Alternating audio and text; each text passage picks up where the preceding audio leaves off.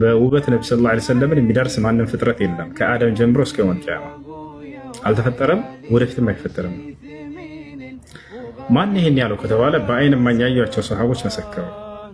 ምናልባት ዩሱፍን ልጠቅሱ ትችላላችሁ። ዩሱፍ ኡዕጢየ ንስፈል ጀማል ነው የተባለው፣ የውበትን ግማሽ ተሰጥቷል ነው የተባለው።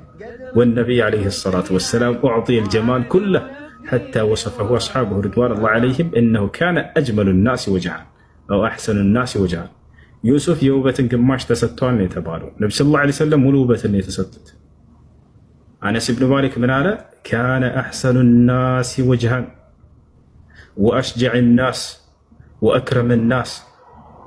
የአላህ መልእክተኛ ነቢዩ ሰለላሁ ዐለይሂ ወሰለም ከሰው ሁሉ በላይ ቆንጆ ሰው ነበሩ ብሎ ገለጻቸው። አሕሰኑ ናስ ኸልቀን ወኹሉቃ፣ ከሰው ሁሉ በላይ በስነ ምግባራቸውም በተክለ ሰውነታቸውም ውብ ነበሩ ብሎ ገለጿቸው። ያያቸው ሰሓቦች እንዴት እንደገለጿቸው በጣም ትገርማላቸው። ሐዲሶችን ብታዩ ለይሰ ቢጠዊል ወላ ቢልቀሲር፣ በጣም ረጅም አይደሉም፣ በጣም ማጭርም አይደሉም አሉ።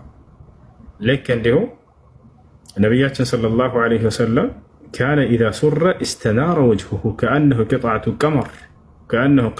ቀመር።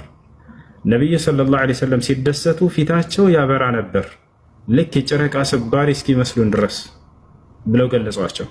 ከሰሓቦቻቸው መካከል አንደኛው በምሽት አንድ ጊዜ ነቢ ሰለላሁ ዐለይሂ ወሰለምን እመለከት ነበር አለ።